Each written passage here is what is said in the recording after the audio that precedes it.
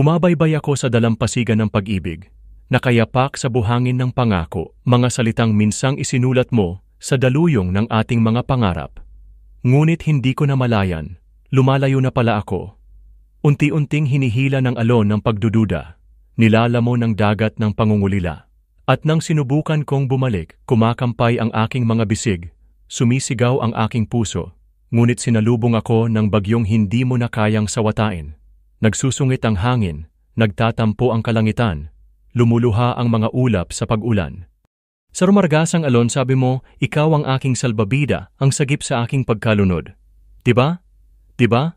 Sa bawat paghampas ng alon ng pangamba, sa bawat pag-agos ng panghihinayang, sabi mo, kapit ka lang sinta. Kaya kumapit ako, mahigpit, matibay, buong paniniwala.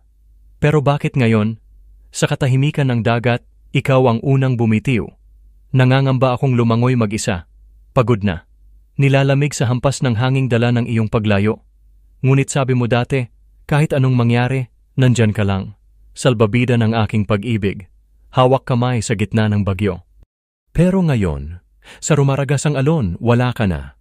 At wala nang sagip sa akin kundi ang sarili kong lakas, ang sariling pag-usad, ang sariling pagtanggap na minsan, kahit gaano tayo kahigpit kumapit, may mga salbabidang kusang lumulubog. At sa huli, hindi pala ikaw ang sasalba sa akin, kundi ako.